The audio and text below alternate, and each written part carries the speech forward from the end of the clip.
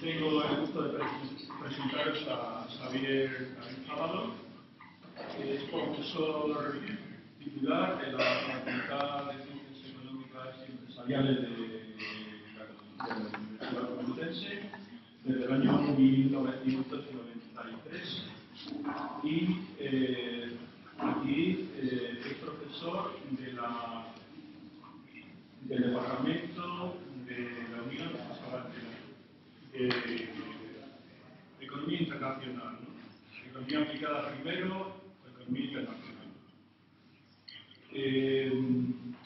Es doctor en Economía, también licenciado en Sociología, ha publicado numerosos libros acerca de la economía capitalista mundial, sobre el imperialismo, el Fondo Monetario Internacional, las economías latinoamericanas, sobre la Unión Europea, el euro, y a principios de este año presentó en el aula magna de la Facultad de Economía con un lleno casi al completo de su monumental obra de investigación Capitalismo y Economía Mundial, en la que hace un análisis del desarrollo del modo de producción capitalista hasta los momentos actuales de la crisis económica.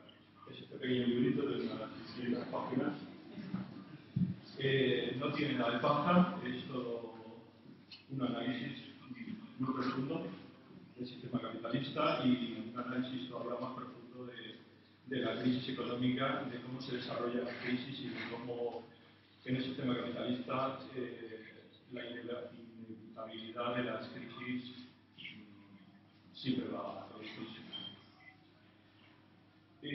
Ha sido profesor visitante en universidades y centros de investigación de Alemania, Argentina, Brasil, Cuba, Canadá, Chile, El Salvador, Francia, México y Venezuela. Vamos casi el abecedario completo. En este mes de octubre tiene programadas una visita a Argentina y en diciembre otra a Chile y a Uruguay.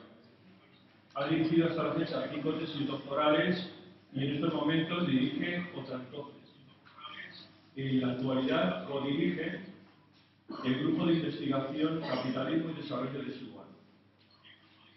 Es director del diploma de la Universidad Complutense en Madrid, Análisis Crítico del Capitalismo, el método marxista y su aplicación al estudio de la economía mundial actual, desde su primera edición en el curso 2010-2011. Y bueno, yo tuve la gran satisfacción de haber participado en la siguiente edición 2011-2012. Este curso es presencial, pero también es online, lo que permite la formación de una gran cantidad de profesores e investigadores de Latinoamérica y otros continentes. Son profesores con una gran formación que están llegando a ser auténticas personalidades en la economía marxista. En la exposición de los diversos temas de esta diplomatura no solamente participa Xavier, por supuesto, además de ser el director, sino muchos doctores e investigadores de Europa y Latinoamérica de reconocido prestigio internacional. A Xavier se le puede encontrar participando en debates de Foro Apache y en otros muchos programas grabados en YouTube. Esta gran actividad de Xavier en su faceta académica no le impide participar también activamente en las facetas políticas y de defensa de los trabajadores. Como todo auténtico marxista, lleva la teoría a la práctica con los negocios. Es un ciudadano del mundo, pero también lo es de Euskadi, su nombre y apellido le delatan. Y además también es vecino de Aluche desde los 2 años hasta los 22. Aquí todavía conserva una gran parte de su familia. Acento de Aluche. Y haciendo hueco de sus numerosas actividades, ha tenido la amabilidad de visitarnos para hacer un análisis abierto del tratado transatlántico y de inversión que nos están intentando imponer. Esto es un resumen muy escueto, pero bueno, me podría tirar varias horas más. Gracias.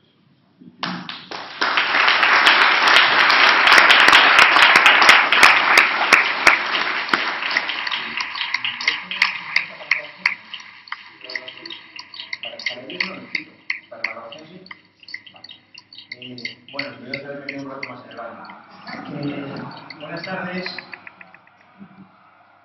Buenas tardes. Bienvenidos. Muchas gracias por la invitación. Es un gusto, ¿no? Un gusto que no es mal que ha mencionado la lucha, ¿no? Porque al final es un aspecto importante lo estaba dejando de lado. ¿El tema de funciona? ¿Por así? Vale. Gracias por la invitación, digo. Yo le transmití a José Luis que por mi parte no había ningún problema, al contrario, es un gusto poder debatir con vosotros.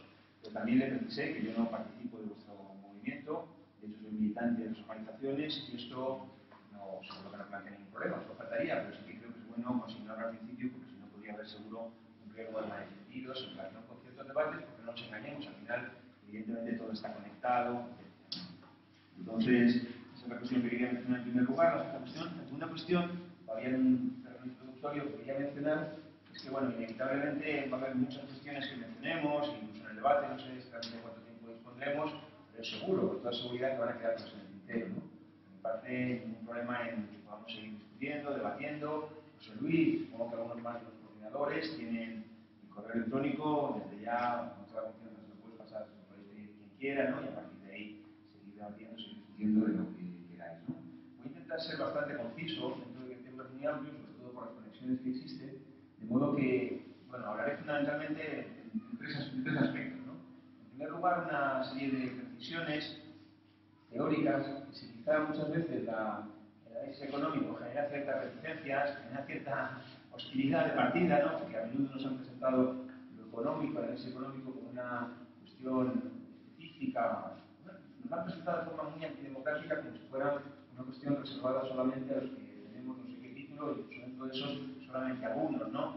Con unas formalizaciones, especialmente matemáticas, que no solo aportan luz y comprensión, sino todo lo contrario, ¿no? Entonces, yo sé que muchas veces genera cierta reticencia o cierto escepticismo, cierto corte a hablar de cuestiones económicas, lo cual yo diría que no solo es un derecho, debe ser un derecho democrático, sino diría que es una obligación, ¿no?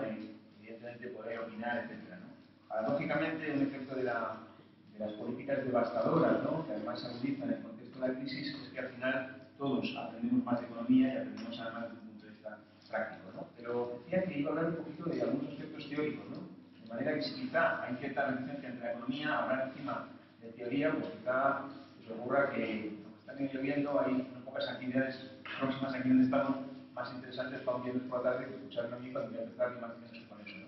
Pero en realidad tiene que ver simplemente con una cuestión de rigor, ¿no? No es un rollo academicista, por ejemplo, ¿no? Los teóricos y militantes de la historia del movimiento obrero más potentes hacían teoría, ¿no? Y hacían teoría porque la tentación de que simplemente teniendo muchos datos automáticamente se construye una explicación es una tentación en la que no debemos caer, ¿no? Y hay la necesidad de ver cómo caracterizamos las cosas y a partir de ahí poder establecer relaciones, poder establecer formulaciones serias, formulaciones rigurosas. Justo lo contrario, en definitiva, de lo que hace esa economía o ese análisis económico hoy dominante, tanto en el medio político como en el medio académico, que es lo que precisamente Marx, que mencionaba José Luis, clasificaba, yo creo, con mucho acierto, ¿no? Cuando establecía dos tipos de economistas burgueses, ¿no? Los cuales eran, claro, enemigos de clase para él, ¿no? Pero distinguía entre lo que llamaba economistas vulgares o economía vulgar, que como podéis imaginar no era ningún piropo, eran los tipos que calificaba como apologetas, como puros propagandistas, sin ninguna pretensión de explicar nada, al contrario, ¿no? De ocultarlo para eludir el hecho de que la sociedad capitalista se asienta como principio fundamental en la explotación, ¿no? Pero hablaba por una parte de la economía política, los economistas políticos, tipos con los que políticamente estaban enfrentados, digámoslo así, ¿no? Eran enemigos de clase, si quiere formular estos términos, pero que los consideraba interlocutores serios, ¿no? Era para ponerlos patas arriba, no a ellos, sino a sus formulaciones, ¿no? Entonces, desde ya una invitación, ¿no? Una invitación a que todos os sintáis, bueno, es en vuestra casa, estoy invitada, parece un poco chocante que sea yo quien invito, y con toda confianza podáis plantear cualquier cuestión, etc. Entonces decía que ahora, en primer lugar de eso, luego iré específicamente al contenido de este tratado, de este procedimiento que está en curso, y luego sacaré algunas conclusiones también más generales, ¿no? Espero que con esto cubra lo que me he sentido, la razón por la que me habéis invitado, y en todo caso la discusión la vais a conducir fundamentalmente vosotros, claro, con vuestras preguntas, con vuestras discrepancias, elementos de discusión, etc. Entonces, respecto a lo primero, una cuestión muy importante. Si cada uno se hayáis incluso ya abogado en los documentos que hay, en los propios documentos oficiales de la Comisión Europea, probablemente habéis visto que a menudo se plantea no se tratan de cuestiones políticas, las cuestiones políticas son intocables, son simplemente grandes principios a los que por lo menos aparentemente nadie podría oponerse, pero constantemente hablan en términos de cuestiones técnicas. Cuestiones técnicas. Bueno, primera falacia, pero absolutamente frontal, ¿no? No hay cuestiones técnicas en estos debates, ¿no? Son cuestiones económicas y por tanto vale decir que son cuestiones políticas, ¿no? Vivimos en una economía capitalista en la que el primer elemento de diferenciación y el más importante que constituye como tal la sociedad capitalista es la existencia de clases sociales distintas y por tanto la pretensión de todo esto que nos cuentan muchas veces, de los intereses comunes, de los intereses de la nación, etcétera, etcétera, no simplemente argucias propagandísticas, precisamente lo que tratan es de eludir, de ocultar, de camuflar el trasfondo del conflicto de clases, de intereses opuestos, que como digo caracteriza la economía capitalista, ¿no? Y yo creo que esto es especialmente importante en relación a cómo se presentan como con la forma de tabúes ciertas cuestiones, ¿no? Aquí en España lo hemos conocido con mucha intensidad en relación a aquella sacrosanta transición, ¿no? Que muchos, por cierto, firmaron y avalaron, ¿no? Y por cierto, bienvenidos que ahora hayan llegado, ¿no?, al lado de la democracia, al lado de la república, ¿no? Pero fue un gran tabú, o todavía quizá en parte lo sea, ¿no? Y yo creo que hay otro grandísimo tabú que padecemos que tiene que ver con la Unión Europea, ¿no? Con la esencia misma de lo que es la Unión Europea, ¿no? Y en ese sentido se nos presentan ficciones como, por ejemplo, llamar a esas cámaras que existen en Bruselas o en Estrasburgo Parlamento Europeo. Porque ni es un Parlamento ni podría serlo, o no es que no lo sea, es que tampoco podría serlo. Y en ese sentido, pensaré un par de cuestiones en relación a estos dos puntos, ¿no? El primero, bueno, lo hace de forma muy simplificada, ¿no? En realidad, simplificar no está mal, creo yo, siempre que se sea consciente. Lo malo es que pensemos que estamos dando cuenta de todo cuando lo planteamos de manera simplificada. De manera que yo considero que podemos sintetizar de una manera hiperesquemática lo que es la sociedad capitalista, la economía capitalista, en solamente dos renglones, en solamente dos líneas, no un par, como somos los taluches, ¿no? Tenemos el capitalismo en dos líneas, ¿no? La primera, para plantear que el capitalismo se asienta sobre un conflicto de clase, sobre un enfrentamiento de clase cuyo centro es la explotación. La explotación, que es una explotación no entre individuos, sino entre clases sociales. La clase capitalista explota a la clase trabajadora y el resultado de eso es la producción de lo que en economía llamamos un excedente, una plusvalía, la plusvalía.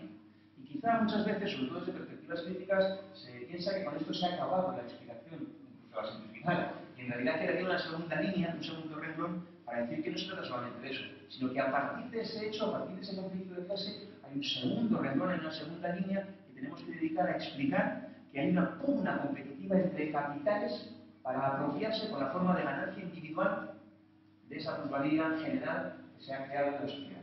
Y fijaos que con estos dos renglones, os quejéis en teoría, y traigo la teoría resumidita en dos pildoritas así pequeñitas, y se pueden tragar hasta sin agua, ¿no? Con estos dos renglones, por ejemplo, entendemos perfectamente los elementos más importantes en torno a las llamadas políticas de austeridad. Mejor dicho, las mal llamadas políticas de austeridad. En primer lugar, la precisión de que no es verdad que sean políticas de austeridad. Porque si bien es cierto que suponen una, así, austeridad, un recorte drástico en ciertos componentes del gasto público, fundamentalmente el gasto público social, también son políticas que habría que calificarlas justo de lo contrario de austeras, de derroche absoluto, cuando vemos simplemente la factura del rescate bancario. Pensemos, por ejemplo, en un caso muy ilustrativo, en esta moda que están mucho los corifeos del capital, ¿no? Se habló del milagro celta, el milagro irlandés, se decía, ¿no? Bueno, Irlanda pasó de tener superávit entre el año 98 y el año 2007, en esos 10 años hemos incluido 2001, 2002 tuvo superávit, y en esos 3 años alcanzó el déficit una magnitud exactamente de 31,4, en un tercio, más del 30% del producto. De toda la data que recoge la valoración a precios de mercado de todos los bienes y servicios producidos en la economía irlandesa, el equivalente a la tercera parte fue la factura del rescate bancario, 50.000 millones de euros, que permite explicar por qué se dispara el déficit. Así que de políticas de austeridad nada. En todo caso, una austeridad simétrica, o ya estiraremos el término austeridad para decir una cosa que en un plano es justamente lo contrario. Pero donde yo quería parar era explicar. Muchas veces se nos dice que son políticas irracionales, políticas absurdas, ¿no? Es lo que viene diciendo normalmente todos los domingos en las páginas del país Krugman, ¿no? Son políticas irracionales, políticas absurdas, como al final, si todo esto fuera una especie de gigantesco malentendido, ¿no? No son políticas irracionales. Podemos calificarlas de formas mucho más contundentes, podemos decir, no exageraríamos si hablamos de que son políticas criminales, pero no son políticas irracionales, porque en relación con esos dos renglones tienen una funcionalidad clarísima. En primer lugar, están permitiendo modificar el reparto de la tarta entre salarios y ganancias de una forma verdaderamente acelerada y sistemática. En segundo lugar, están modificando también el lugar que ocupan los distintos capitales en el reparto de esa parte que le están apropiando del patriarcado. Por tanto, de irracional, de absurdo, de circunstancial, de malentendido, nada de nadie, sino políticas de austeridad que son, mal llamada de austeridad, contradictorio uno, que son simplemente la expresión de ciertos intereses. ¿De qué intereses? Los intereses del segmento dominante del capital, la clase capitalista, que es fundamentalmente el imperialismo estadounidense. Y cuando uno habla del imperialismo estadounidense, quizá quien escucha puede estar tentado a pensar que estoy hablando en términos de buenos y malos, o estoy hablando en términos de categorías morales. En absoluto, no se trata de eso. No es a partir de las categorías morales como vamos a comprender cómo funciona la economía capitalista. Comprendemos a partir de categorías teóricas. Además, lo puedo decir abiertamente, con pretensión científica. Tratamos de encontrar las leyes que rigen la economía capitalista porque lo que ocurre no es el resultado de la casualidad. Y por tanto, a partir de ahí es que podemos explicar perfectamente por qué ocurre esta cosa.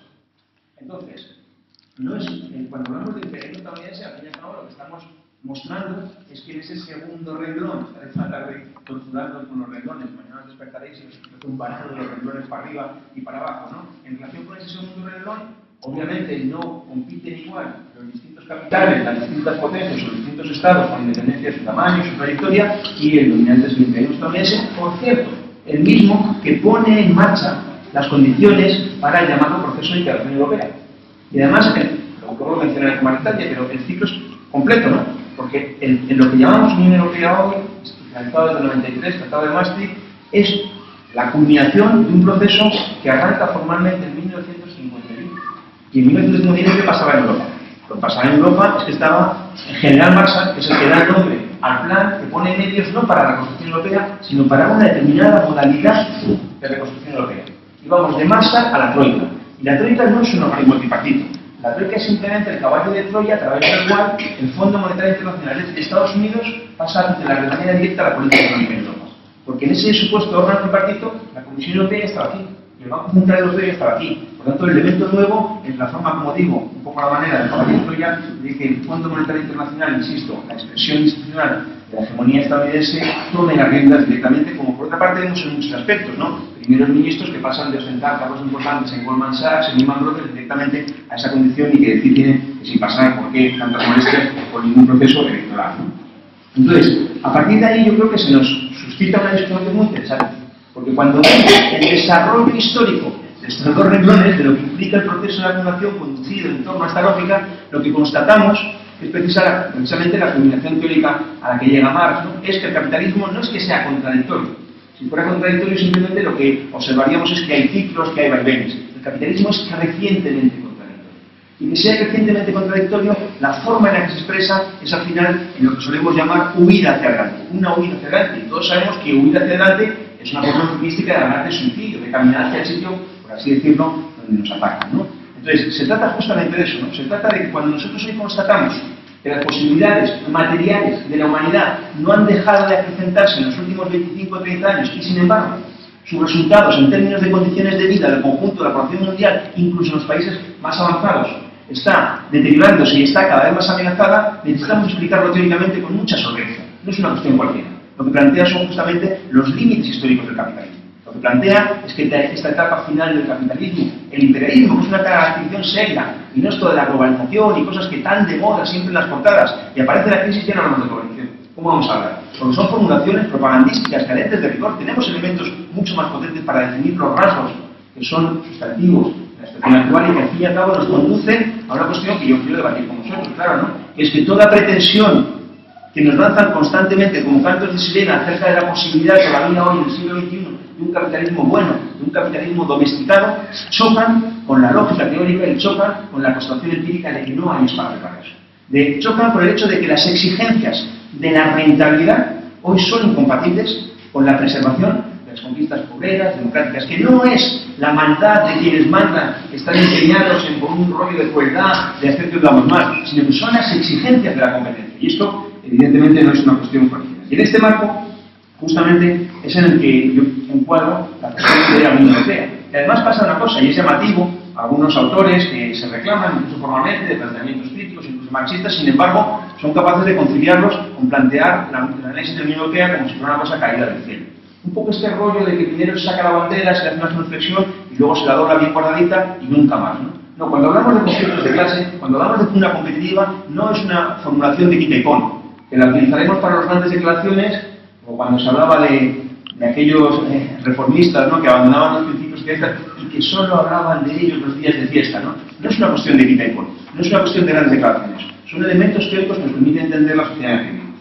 Y en ese sentido, por tanto, como decía antes, tanto desde el punto de vista de los mismos orígenes de lo que llamamos proceso de integración europeo, como de su culminación final en el periodo actual, lo que se pone de relieve es que, obviamente, si decimos que es importante la explotación, si decimos que es importante la competencia, que se sienta sobre la explotación, evidentemente son factores a considerar si queremos entender qué pasa en la llamada Unión Europea. Y lo vemos desde el principio, y esto seguro que muchos lo sabéis, y si no, os propongo que lo hurguéis un poquito en cualquier buscador en Internet, ¿no? Los grandes padres fundadores de la Unión Europea son tipos siniestros, son tipos que tienen las manos manchadas de sangre. Monet era un tipo del que Roosevelt decía que era su hombre en Europa.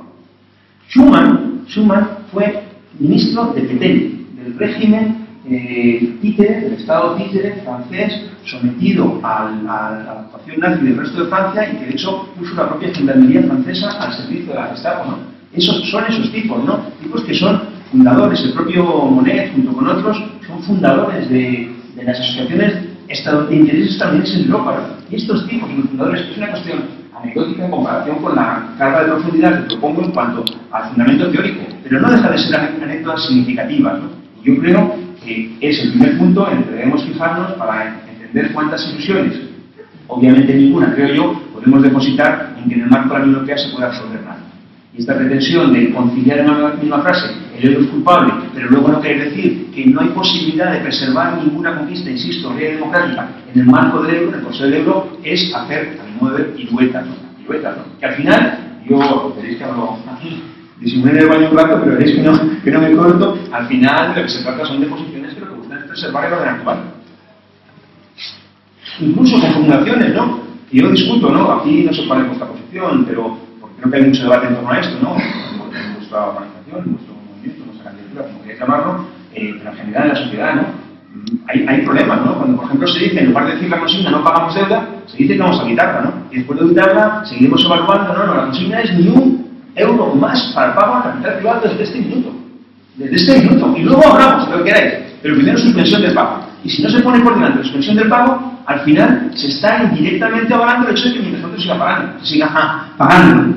Bueno, estos son los elementos que yo creo que son necesarios de contexto para poder entender que este tratado, de lo que vamos a hablar hoy, no es una cuestión que se pueda abordar desconectado de todo esto, sino que es un resultado, un proceso en curso, que es expresión de todo esto que se inserta en todo esto.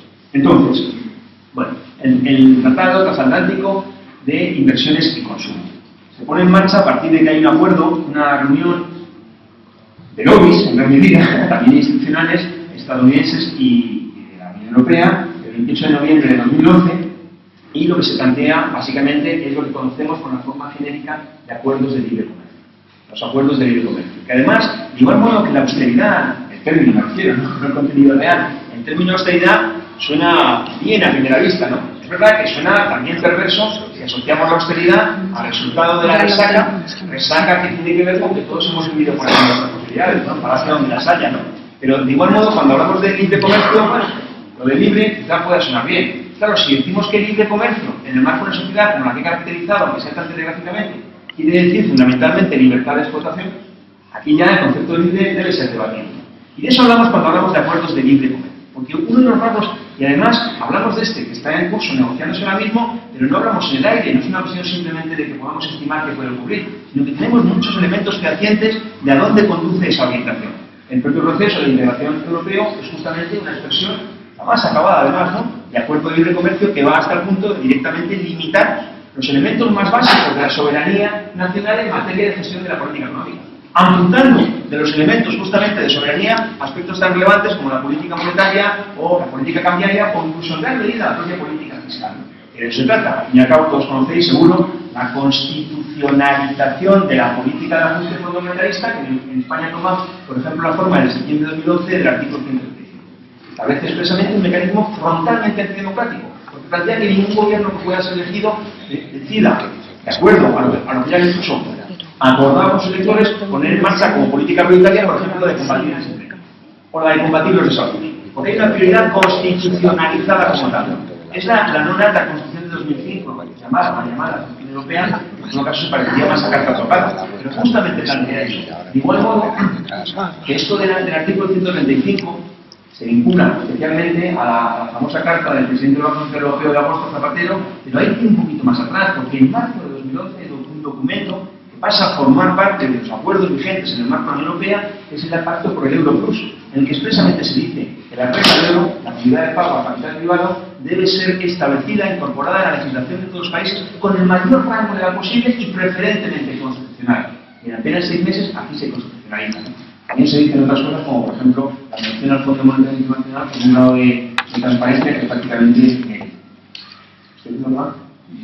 Creo que son los demás. Me gusta. Bueno, entonces, ¿con qué tiene que ver esto de acuerdos de libre comercio? Bueno, esto sería un poco largo. Entonces, me decía de 80 páginas estas que mencionaba ahí, ¿no? Que bueno, si no sirven para la economía, por lo menos pueden servir para hacer pesas, ¿no? Pero cuando hablamos de acuerdos de libre comercio, lo que tenemos que tener claro es que en la transición al capitalismo lo que hace posible la fuerza de la acumulación capitalista es constituir los mercados nacionales, los estados nacionales, y eso históricamente fue un factor de progreso, frente a las limitaciones que suponía el orden anterior, el orden feudal. Se construyen los mercados nacionales, se construyen los estados nacionales en torno a una noción de soberanía, de democracia, que ni que decir tiene que siempre va a ser limitada en una sociedad de clases, pero que permite incrustar en ella ciertas conquistas, ciertos avances, ciertas libertades, ciertos derechos. En ese marco, desde el punto de vista de la acumulación de capital, y más aún, desde el punto de vista de quien fundamentalmente conduce la acumulación de capital hoy en la economía mundial, ¿qué son los estados nacionales? ¿Qué es la democracia? ¿Qué es la soberanía? Como un obstáculo. Un obstáculo para poder llevar a cabo el proceso de acumulación con las menores restricciones posibles. Entonces, vinculando lo que planteaba en el primer apartado de cuestiones, por así decirlo, teóricas, con esta formulación, ¿qué son los acuerdos de libre comercio? Lo que se trata es de remover ese obstáculo que para la acumulación del capital supone la existencia de garantías, de libertades, de derechos, de conquistas institucionalizados en el marco de los estados, por burgueses que sean. No es una cuestión cualquiera, porque la realidad es contradictoria. Hay un economista canadiense, Luigi, que para referirse a todo este tipo de conquistas, ¿no? Por ejemplo, la seguridad social, ¿no? La seguridad social los trabajadores la vemos como una garantía o el subsidio de desempleo o la sanidad de la enseñanza. Desde el punto del capital simplemente son lastres que en determinados contextos históricos se ha visto obligado a ceder, cualquiera prefiere perder el brazo que perder la vida, pero que finalmente, esto es muy señalado en Europa, justo a la finalización de la Segunda Guerra Mundial, ¿no? La forma de contener la posibilidad, la forma de tratar de evitar la experiencia de la finalización de la Primera Guerra Mundial que desemboca en la Revolución Rusa, pero también la Revolución Alemana, y en la húngara y en la italiana, aunque estas fracasen, el capital año 45 lo que dice es compro la paz. Es verdad que hay algunos que se la venden, que aceptan se la venden, sí, la propuesta, ¿no? Las direcciones del movimiento obrero, ¿no? La socialdemocracia y el estalinismo aceptan ese pacto, ¿no? Y 25 años después, o 35 años después, entre 25 y 35, en los 70, este proceso culmina con que Thatcher y Reagan expresan, digamos, la toma de conciencia por parte del capital de que aquellas concesiones son un lastre, son imposibles de mantener. Y ahí estamos, por cierto, ¿no? Ahí estamos, y para remover esos obstáculos que son, lo he dicho, el canadiense lo que yo, como llama esto, es cuerpos extraños, para señalar que en el organismo que es el Estado burgués, cuyo objetivo es favorecer la acumulación de capital, estas conquistas no solo no favorecen ese objetivo, sino que son un obstáculo para ello. Y ahí está, digamos, en esa pelea, en esa punta, ¿no? Entonces,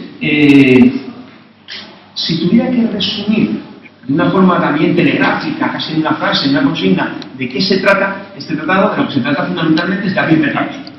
¿Y abrir mercados qué quiere decir? Justamente a lo que lo di antes, si tuviéramos más tiempo y una pizarrita, pues estructuraría un poquito, como unos esquemas, que nos ayudarían mucho a fijar estas cuestiones, ¿no? Y al cabo lo que se trata es de abrir mercados, es decir, de facilitar el proceso de acumulación, ese cuya forma es el primer renglón y el segundo renglón, la explotación primero, la competencia después, y a partir de aquí el proceso constantemente renovado. Sobre esa base, lo que pretende tratar simplemente es remover obstáculos. De eso se trata. Evidentemente formulado con todo tipo de tecnicismos, lo que se quiera, pero la esencia, lo que hay detrás, es fundamentalmente eso, ¿no? Acceso a mercados y, por tanto, burlar, evitar todas las restricciones que para ese proceso supone la democracia o las conquistas democráticas, como veréis, y de hecho decía, tenemos antecedentes. Hay uno muy llamativo, no se puso en marcha y sin embargo lo menciono porque es muy elocuente, ¿no? Entre los años 95 y 98, 1995, ¿cómo ha sonado cuando decías lo de 1900, no el siglo pasado? Bueno, se pone en marcha un proceso de negociación en el marco de la OCDE, digamos, que agrupa a los países más avanzados, de un proceso que se llama, que busca el ANO, Acuerdo Multilateral de Inversiones. ¿Qué era el Acuerdo Multilateral de Inversiones, aunque al final no se pusiera en marcha?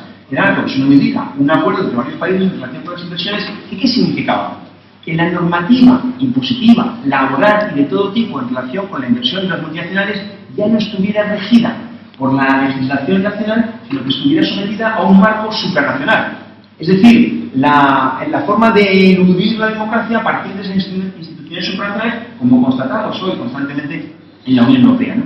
Fue muy interesante porque la negociación llegó a un punto tal en que la redacción final del documento, que se quedó en ese estatus de borrador, planteaba cuestiones tan duras, digamos, como que si un país firmante quería retirarse, tenía que anunciarlo con 5 años de antelación, momento a partir del cual se iniciaría una especie de cuarentena otros 5 años, momento a partir del cual efectivamente entraría en vigor 5 años después la salida, 15, unas cuantas legislaturas en la mayor parte de los periodos legislativos de cada país, ¿no? Bueno, esto no se puso en marcha, entre otras cosas porque el ataque a la democracia saltaba, digamos, por todos los poros, ¿no?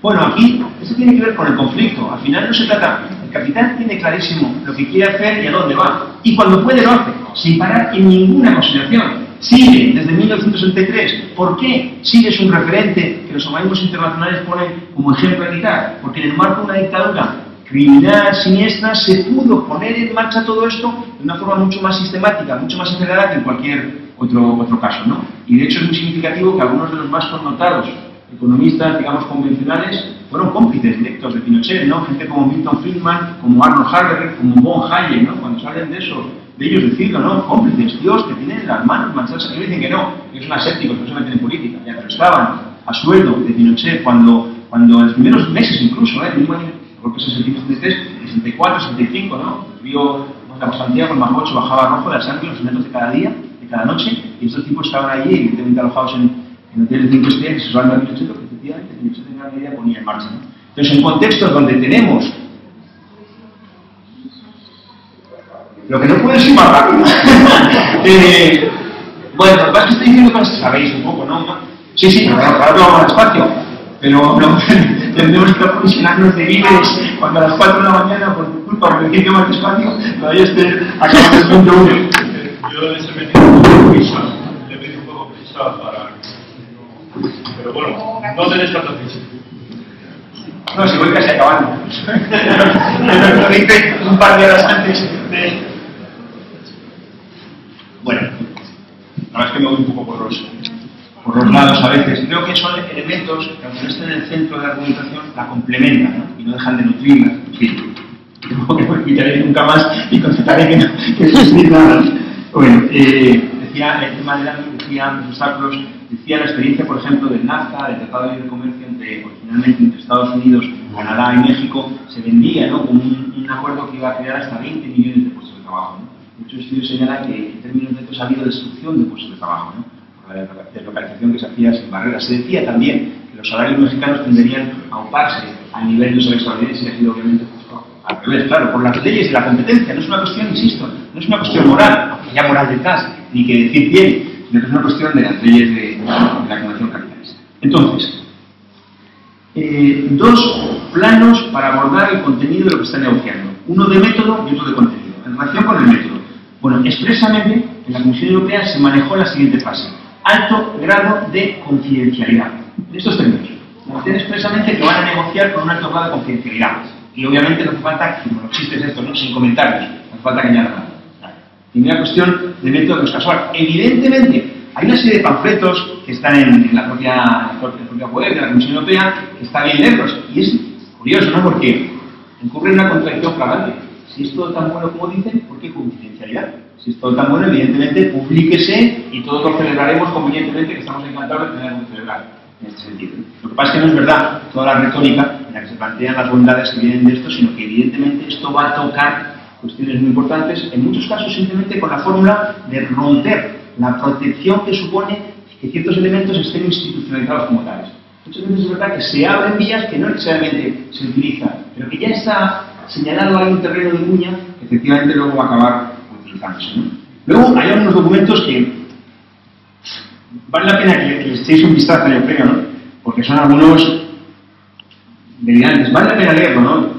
Como es tiempo ajustado, entiendo que yo lo lea, ¿no?, que incluso paso la referencia, las podemos hacer conectar. conectados con Facebook, creo, o con lo que queda, ¿no? Pues yo os paso ahí todo lo que queráis, ¿no? Pero, por ver algunos, ¿no? Por ejemplo, cuando decían, ¿no? Se trata de aprender de las ideas de los demás y reducir costes al minimizar el número de inspecciones, ¿no? Joder, qué bien, ¿no? El rollo burocrático, las inspecciones, ¿no? ¿Para qué inspeccionar tanto, no? En fin, de lo que se está hablando no es una cuestión cualquiera. De lo que se está hablando es justamente de los instrumentos, de las palancas que tiene el Estado para poner límites a la explotación capitalista, que si no diría, nosotros vendemos medicamentos en los estancos, no, los vendemos en un kiosco, en los semáforos, ¿no? Obviamente, ni que como además podemos ni pagar apenas a quien lo venda, etcétera, etcétera. Lo digo de forma extrema, digamos, pero para tratar de mostrar qué es lo que hay detrás, ¿no? Cuando se hablan de estas formulaciones, bueno, hay unas cuantas, ¿no? Incluso muchas veces aparece esto que solemos decir con el latinajo, ¿no? De sensatio non petita, sensatio manifesta, ¿no? Cuando alguien se excusa sin que haya sido acusado, por algo será, ¿no? No obstante, es importante, después de que dan alguna información del contenido, evidentemente edulcorado y todo, bueno, al final plantea, mira esto porque es interesante, ¿no? Dice, por ejemplo, que los reguladores se coordinen mejor en el futuro cuando diseñen la normativa y dicen, esto se debe a que resulta más fácil salvar las diferencias al principio que cambiar las cosas una vez que ya están puestas en marcha. ¿Qué quiere decir eso? Que les molestan las conquistas. Y se trata de rebañarlas porque luego la clase trabajadora, la población en general es consciente de lo que significa, hasta en términos identitarios, de lo que significa que uno puede ir al médico sin tener que pagar y por tanto puede tener un tratamiento más o menos similar con independencia de su nivel de renta. De eso se trata. El problema es que en cierto modo se están lanzando a aquellos antecesores que se vieron olvidados de concesiones y lo que cuesta luego removerlas, digámoslo así, ¿no? Entonces, después de decir esto, que aunque entre líneas yo creo que se puede entender bien el significado, pues abiertamente dicen que no obstante es importante que quede claro que este tipo de cooperación no supondría una limitación a las decisiones políticas democráticas. ¿Quién está acusado de esto? Ellos, indirectamente, en el párrafo anterior. Lo que están planteando es, supone tal ataque a los funcionamientos democráticos que primero decimos en lo que consiste de una forma, por así decirlo, eufemística, y luego decimos que en todo caso no afecta a los procedimientos democráticos. Bueno, hay bastantes cuestiones, dejo la referencia ahí. En mi aspecto, digamos, la confidencialidad, esto, yo no soy políticamente correcto, ¿no? Pero pensaba, ¿no? Es un documento para gente, no sé, retrasada, no sé cómo decirlo, ¿no? Tienes que leerlo, porque vale la pena leerlo, está en castellano, es fácil de leer, es cortito, ¿no? Pero cuando uno lee, primero la percepción es, claro, no hay nada. Es la vacuidad que pretende, sin embargo, vender o camuflar el hecho de que lo que hay detrás sí que tiene un calado considerable, ¿no? Estas son las cosas. Hay otra, la tengo anotada, no sé por qué no noté, es aquí. Voy a echar para allá. Colonizando mercados. En realidad tenías que echarle a mí más bien, ¿no? Bueno, cuando por ejemplo plantean la cuestión en relación con el trabajo, con las medidas laborales, con los marcos estatutarios del trabajo, y plantean expresamente que se trata de incluir también elementos de prevención de una posible carrera hacia abajo de las cuestiones que regulan el trabajo. De nuevo, eso se hace una repita, ¿no? Lo que están planteando es que evidentemente la ausencia de regulación plantea un escenario de reserva, no regulación. La ley del valor opera plenamente y por tanto ninguna pretensión de que pueda haber conquistas mantenidas en relación con esa cuestión. Hay un dato del propio caso español que es interesante. Es que el 17 de marzo pasado hubo una delegación justamente de la Comisión Europea que vino a explicar ese ejercicio de transparencia que caracteriza a las instituciones comunitarias, a explicar in situ. Lo hicieron en el marco del Gran Instituto Americano, os sugiero que en su web miréis quiénes son sus promotores, sus patrocinadores, quién paga, quién manda y conjuntamente con la CEO. Y fue la única expresión que dieron, la única cara que presentaron ante la sociedad española. Un ejercicio, digamos, de escenificación absolutamente educado, lo que se va a plantear es justamente toda la retórica que la conocemos bien, de la competitividad, de lo moderno, de los emprendedores, de todo ese rollo, de tan cansino, ¿no? No es lo que camufla la cuestión de la explotación. En cuanto al contenido, bueno, es extenso, pero sintetizo los aspectos más centrales que yo creo que constituyen el grueso de lo que forma el eje de este. En primer lugar, la cuestión del libre comercio, ¿no? Lo apunté un poco al principio, ¿no? Cuando hablamos de libre comercio, bueno, la percepción es que el libre comercio, que bien liberalizar el comercio, ¿no? ¿De qué estamos hablando exactamente? ¿Qué sería lo contrario de que el comercio fuera libre de la forma que lo define? De hecho, muchas veces a esto se le agrega ese guiño, no sé cómo llamarlo, humanitario, supuestamente, especialmente para los países más atrasados que gracias al libre comercio podrán alcanzar el nivel que han alcanzado históricamente. Y por cierto, esto hay que decirlo también, muchas veces presente en formulaciones desde izquierda, de posiciones críticas, o como se les quiera llamar, ¿no? Esa idea tercermundista no en el sentido peyorativo que estamos aquí, sino en el sentido de plantear que los intereses del tercer mundo están opuestos a los intereses del primer mundo y que al fin y al cabo los trabajadores, como tales, explotados en los países desarrollados, seríamos cómplices o algo así de la situación mucho más precaria de los trabajadores de otros países, ¿no? ¿En qué consiste esta libertad de comercio? Menciono solamente tres aspectos. Uno, en relación con los alimentos. ¿Qué significa libertad de comercio? Libertad de comercio significa tratar de eliminar las trabas de todos aquellos avances, conquistas democráticas que son avances civilizatorios. Es, por ejemplo, ir al supermercado y saber que el producto tiene fecha de caducidad y que a partir de ese momento da igual el negocio y lo que importa es poner por encima de la salud al negocio. Eso tiene que ver con la reglamentación. Y lo mismo ocurre cuando hablamos del sector sanitario. Exactamente lo mismo. Un sector sanitario en el que la investigación mayoritarísimamente está conducida por grandes multinacionales que hoy, y han denunciado incluso varios premios Nobel, no investigan para curar enfermedades, sino que investigan para hacer las crónicas. Porque nosotros llamamos un paciente y ellos llaman un cliente. Y lo que se trata es de fidelizarlo. Como estas compañías de teléfono que uno pretende ilusamente cambiarse a una vez de compañía, ¿no? Pues igual fidelizado, pero como el chiste aquel, ¿no? De capitán, aquí le traigo a los voluntarios, que se los resaco. Pues en ese sentido, fidelizarlos, ¿no? Sobre la base de enfermedades crónicas, que es el interés. ¿Y qué revela esto? Lo que revela es la oposición ya irreconciliable entre los intereses del negocio y los intereses democráticos del conjunto de la población. Y luego el trabajo, claro. El trabajo en el centro. El trabajo en el centro porque, aunque sería deseable explicarlo con un poquito más de detenimiento, porque justamente, me remito a los ya míticos dos renglones, porque justamente es en torno al primero como se justifica la lógica capitalista. Los capitalistas individuales no tendrían nada que repartirse si previamente, por así decirlo, no hubiera existido el proceso de explotación de la clase trabajadora. Un segundo plano muy importante del contenido de lo que está negociando tiene que ver con los servicios financieros. Y es divertido porque en este documento, que ya digo que no sé ni cómo calificarlo, se habla varias veces de intentar garantizar la seguridad en relación con los servicios financieros, evitar los problemas anteriores. Bueno, hablamos de Estados Unidos y de la Unión Europea, no es por tanto casual meter por medio el Fondo Monetario Internacional y un documento que merece la pena que lo leáis del año 2007, de diciembre de 2007, el estallido no quiere decir la incubación, el estallido de la crisis toma cuerpo en primer lugar en agosto de 2007 cuando se produce la crisis de las hipotecas basura en Estados Unidos. Bueno, apenas 4 meses después hay un documento del Fondo Monetario Internacional que habla justamente de eso, que habla de lo que está detrás. En primera instancia, detrás del todo están las contradicciones del capitalismo, pero plantea en relación con un fenómeno que es la titulización. Tú concedes un crédito a alguien que no va a pagar nunca, pero cuando toque no pagarlo, a ver quién tiene crédito. Probablemente preferentistas de algunos engañados a saber qué país del mundo, ¿no? Bueno, en ese contexto, el Fondo Monetario Internacional lo que dice en 2007 es que bienvenida sea la titulización. Que sí, que quizás sería bueno entrar con límites, pero que en todo caso lo importante es que la titulización permite, dice, diversificar riesgos. Es una forma un poquito eufemística de decir quién va a pagar la factura, pero diversificarlos. Es decir, ellos mismos reconocen que no están hablando de reducir riesgos. No están hablando porque no se pueden reducir riesgos, porque los riesgos forman parte de esa unidad excedente de la que ya hablaba antes. De modo que cuando se habla de servicios financieros, de liberalizarlos en el marco de este acuerdo, lo mejor que podemos hacer es echarnos a temblar, o mejor todavía, echarnos a la calle, ¿no? ¿Por qué? Porque tenemos anticipos. Un anticipo muy particular, justamente aquí, es el que tiene lugar a partir de que en el año 1986 se acuerde de la llamada Acta Única. La Acta Única es el mecanismo a través del cual se va a poner en marcha el mercado único, el así llamado mercado único en Europa, plena libertad de circulación de mercancías, casi no existía ya, salvo los procesos transitorios, plena libertad de circulación de personas, con algunas excepciones que siempre quedan abiertas, si no existía Schengen, no estoy hablando nada más despacio, ¿no? Plena libertad también de circulación de capitales. ¿Y qué quiere decir plena libertad de circulación de capitales? Quiere decir simplemente que eso es incompatible con la democracia, porque los capitales pueden circular libremente y no hay ninguna posibilidad de ponerle el cascabel al gato y ponerles ciertas tributaciones, etc.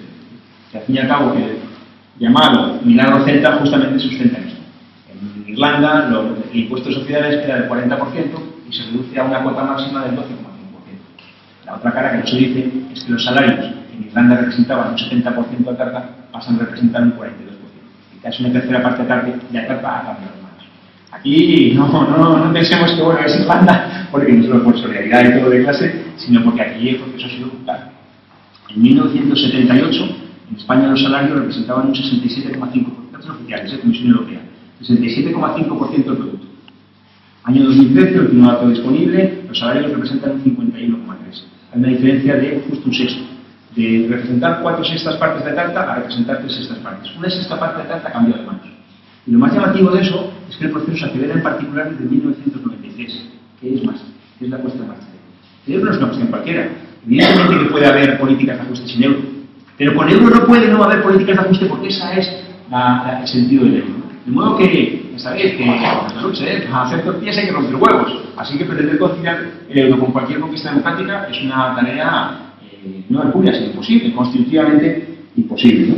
Entonces, los servicios científicos tenemos antecedentes, ¿no? Por cierto, ¿sabéis cuánto significa? Es una cantidad bárbara, ¿eh? Son cuentas hechas muy sencillas, y quieres se las mando, con datos oficiales de la Comisión Europea. ¿Sabéis cuánto sería, en promedio, el salario aquí si se hubiera mantenido aquella proporción del 67,5? En promedio, los salarios mensuales de cada trabajador español, obviamente varía en función del nivel de salario, serían en promedio 835 euros mensuales más. Esa es la magnitud de lo que ha significado la orientación para la Unión Europea, el euro, etcétera, ¿no? En el marco general, la política del ajuste, antes mencioné, para fijar alguna referencia histórica, 79 Thatcher, 80-81 Reagan, etcétera, ¿no? Esto llega a Europa, se institucionaliza en un contexto en que en Europa hay una particularidad. ¿Cuál es? Porque hablamos de Europa y Europa y Unión Europea no es lo mismo, es lo contrario. La Unión Europea es la negación de Europa. Si por Europa entendemos lo que yo entiendo que es la región del mundo donde más lejos se ha ido en institucionalizar conquistas democráticas y obreras, la Unión Europea es exactamente la negación. De eso se trata, no es una cuestión cualquiera. Ese yo creo que es el marco del debate, ¿no? Bueno, os voy a derrotar por cansancio, ¿no? Tercera cuestión muy importante, la cuestión impositiva. Expresamente se habla de cómo se van a regular, hay que decir desregular, la posibilidad nacional de poner impuestos a los capitales, de poner impuestos a las ganancias, ¿no? No es una cuestión cualquiera. De nuevo venimos, ¿qué significaba el acta única finalmente? Muy fácil. ¿Que se puede tributar en Irlanda donde lo que se paga son 12,5 frente a otros países se paga 35? Pues todos a Irlanda. Luego ni siquiera pagan 35 en ningún sitio ni 12,5 en Irlanda, ¿no? Pero el niño está claro, ¿no? Libertad de circulación de capitales, ¿a dónde nos vamos? ¿A dónde se pagan? Dos cuestiones más. Disputas. Esto de las disputas es muy importante. ¿Qué pasa cuando hay desacuerdos? ¿Cuál es el ámbito en el que se renegocian, en el que se acuerdan, en el que se arbitran esos desacuerdos? No es una cuestión cualquiera. La última sacudida de la deuda argentina que habéis conocido seguro estas semanas atrás tiene que ver justamente con eso. Porque eran acuerdos que establecían que la resolución de los conflictos estaba situada en juzgados neoyorquinos, concretamente. Y llegó un tipo que no sé si quería pasar a la posteridad o lo que fuera, o simplemente se inventaría, o simplemente se lo creía incluso, da igual, el hecho es que el tipo impone las condiciones que tiene que pagar, ¿quién? La población argentina. Las cantidades absolutamente solitarias. La cuestión de las disputas parece una cuestión, eso es como lo de cualquier contrato, ¿no? De bueno, y si se rompe, ¿no? Son parejas, no sé qué, ¿no? Si se rompe, ¿cómo sabes alguien si se rompe? No, pensemos en si se rompe porque a veces se rompe. E importa cuánto esté negociado a priori, si se rompe, qué ocurre, dónde se negocia, etcétera. Explíquese caballo, ¿verdad? Y luego hay un tema que también lo plantean hay uno de los informes que está colgado en internet, es ese ejercicio modélico de transparencia, los avances que hay en las sucesivas rondas negociadoras. Bueno, cuando lo leáis, pues veréis que transparencia. Y en relación con esto, hay un aspecto que también merece ser reseñado, que es la consignación en el documento, en el último documento, la última actualización, digamos, la última puesta al día, de que hay que hablar de las empresas públicas. No dicen nada, dicen de las empresas públicas. No dicen nada, dicen que hay que hablar de ellas. ¿Y qué van a decir de ellas? ¿Qué podrían decir en este marco? No, pero no es retórico, digo, ¿qué pueden decir realmente? Lo que pueden decir es que las empresas públicas son un obstáculo al libre comercio. Por ejemplo, el llamado comercio de Estado, que es que los servicios públicos, etcétera, se consuman la mercancía, los productos de producción nacional, es evidentemente un obstáculo para aquellos capitales que lo que quieren es hacer negocios a escala mundial con las menores trabas posibles. Desde el punto de vista. Cierro. Conclusiones. Bueno, dos apreciaciones, ¿no? La primera, lo planteo de forma amplia porque creo que ayuda a comprenderlo. Muchas veces se suscita la discusión en relación con capitalismo y democracia, ¿no? Y todas cosas, ¿no? Pero yo creo que esto podemos abordarlo de una forma muy precisa, que es la siguiente. Si nosotros vivimos en una economía capitalista, hay un principio absolutamente irrenunciable, que es la rentabilidad.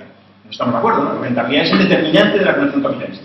Bien, pues si eso es así, puesto que eso es así, la cuestión es muy sencilla. No puede haber, o puede haber, da igual cómo lo redactemos, tanta o más, tanta democracia o más o menos, en función simplemente de que sea compatible con las exigencias de la rentabilidad hoy.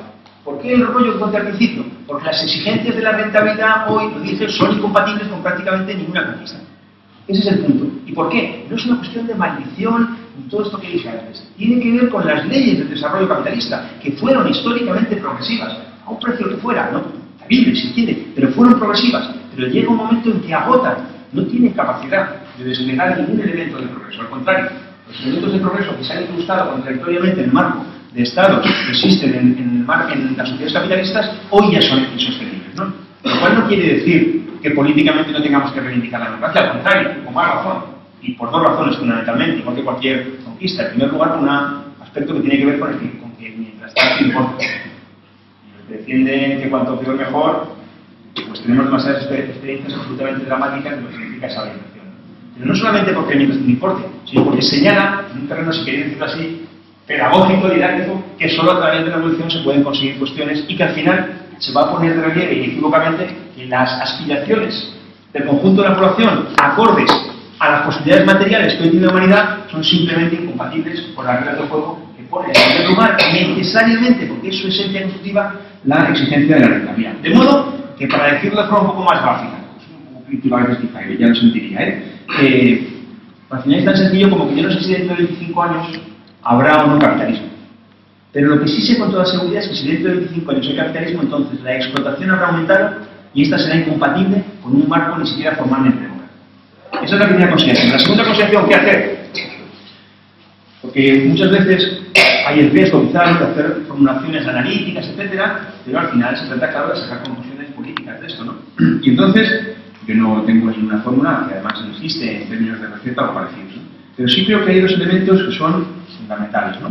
Que son dos referencias, ¿no?, constitutivas de toda movilización, de toda organización que realmente tenga la pretensión de abrir una salida.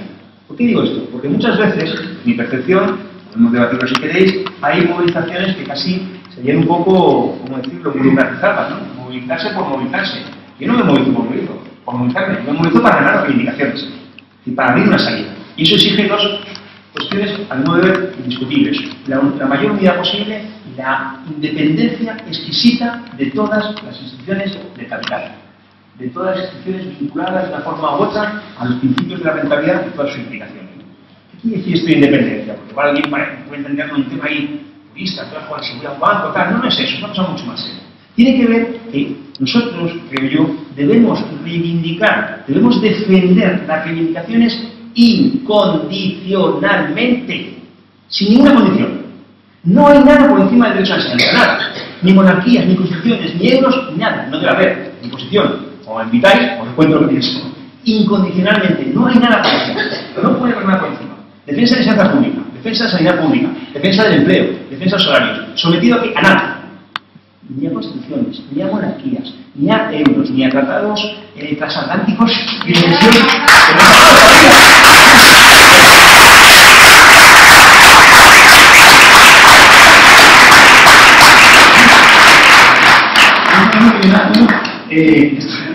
Vamos a acostarnos, estos señores tendrán que irse, ¿no?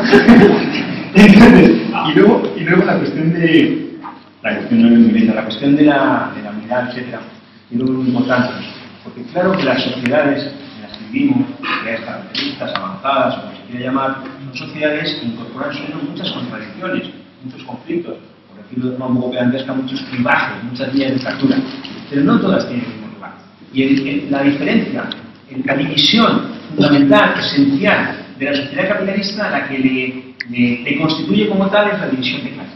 Cuando hablamos de unidad, ¿de qué hablamos? La unidad, al fin y al cabo, de la inmensa mayor parte de la población que compartimos y vive de nuestro trabajo, por oposición a una minoría que vive de nuestro trabajo. Y justamente de eso se trata. Y se trata de hacerlo, yo creo que sin ningún sectarismo, todo lo contrario.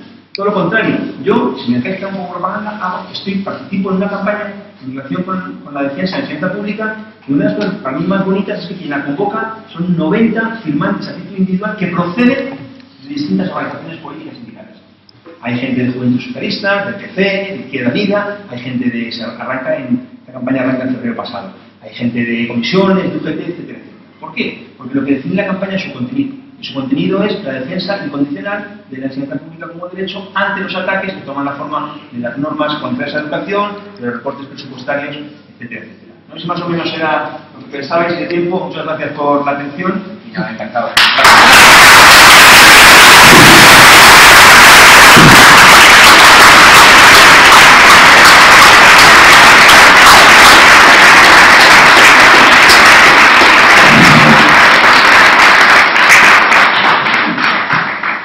Pasamos, si queréis, a tomar turno de palabra. Por aquí ya me había pedido Enrique.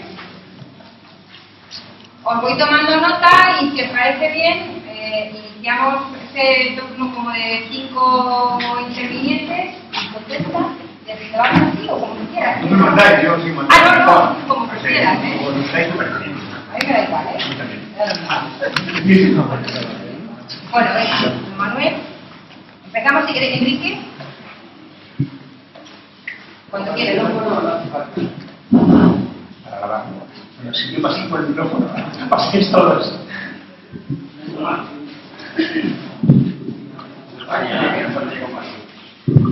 Hola, muchas gracias por venir. Pero es que si no te doy la falda a uno, no te la otra. A ver. Bueno, yo te quería preguntar si dentro de lo que es el Tratado de Libre Comercio hay algo más profundo, que yo creo que es la descomposición ya del capitalismo, que está yendo ya hacia adelante a una velocidad de vértigo. Porque lo que está haciendo el Tratado de Libre Comercio, principalmente veo yo, es imponer las sociedades del capitalismo salvaje de Estados Unidos en Europa. Y, como bien has dicho, romper todas las directivas y todas las normativas que hay en Europa para intentar ya hacer un frente de capitalismo feroz, incluyendo a Europa. Y yo pienso que esto es un claro ejemplo de la descomposición, porque es que están viendo que no hay mercado ya, el mercado lo están agotando ya. Y tienen que buscarse todas las fórmulas. Incluso yo enraizaría con el acoso a Rusia, porque también creo que es una consecuencia de este Tratado de Libre Comercio que se quieren imponer a Europa. Y otra prueba clara es que si nos traen las normas americanas a Europa, vamos a comer carne transgénica, cosa que en Europa está prohibida. Y eso es una de las cosas que, claro, Europa yo creo que está yendo también a un sentido concreto. Quería un poco que analizara sobre estos puntos. Un par de horas para... Este chico...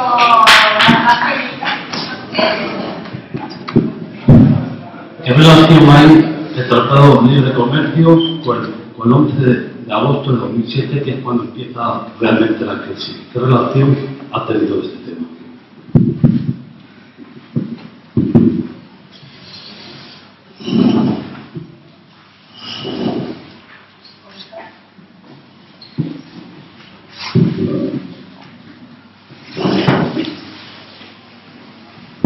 Yo quería hacer un par de preguntas. Si puedes explicar un poco el ámbito de resolución de conflictos en las transnacionales, supongo, y en los países, un poco cómo hay eso, cómo está perfilado ahí. Y otra, en el caso de que este tratado saliese hacia adelante, ¿cómo se plantea el escenario de una posible salida de este tratado? Quizás parecido a lo que contabas al principio del AMI, o bueno, no me quieres voy.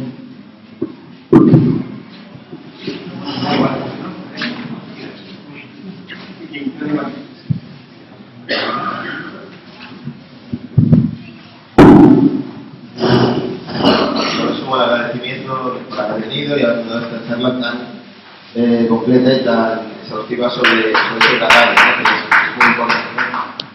Es muy importante conocerlo bien y entender todas sus particularidades. Yo quería cambiar de tercio y hacer una pregunta más general, también extendida en el marco del movimiento en el que estamos, en este caso de Podemos, ¿no? Escuché en un programa de Porta Apache, hablando sobre la unidad popular, decir que los frentes populares en última instancia son reaccionarios porque finalmente lo que permiten es preservar el orden actual, mejorar en determinadas condiciones, pero no dejan de ser casi una palanca de salvación del orden. También se podría decir lo mismo y reciben muchas críticas al respecto determinados gobiernos populares latinoamericanos, en el caso de Ecuador, de Bolivia, incluso de Venezuela, porque dejan pendiente esa superación necesaria, entendemos necesaria del sistema capitalista, eso sí, a cambio de mejorar sustancialmente las condiciones de grandes masas de población, ¿no? Tenemos el caso de Brasil, donde 60 millones de personas han salido de la pobreza.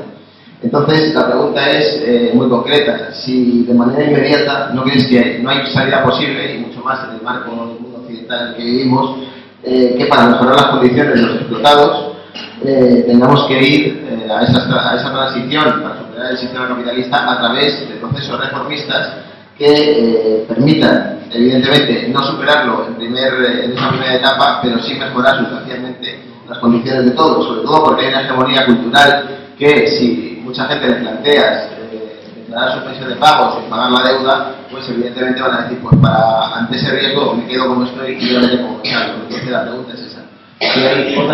Si hay una salida directa a través de la revolución, pues primero tenemos que pasar por esa transición reformista.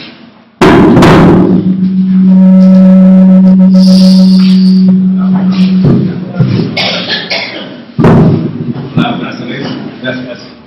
Yo quería simplemente preguntar una cosa, teniendo en cuenta que sois profesor de Economía Internacional y pensáis que estos movimientos sociales que existen en Europa, que son esperanzadores, y pueden tener una salida sin una globalización de la lucha. Eso simplemente es lo que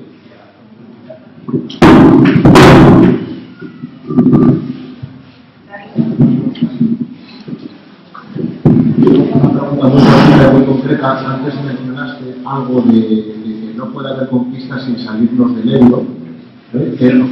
Antes mencionaste muy de pasada que no puede haber conquistas sin salirnos del euro y quisiera que hablaras un poquito más sobre eso. Gracias.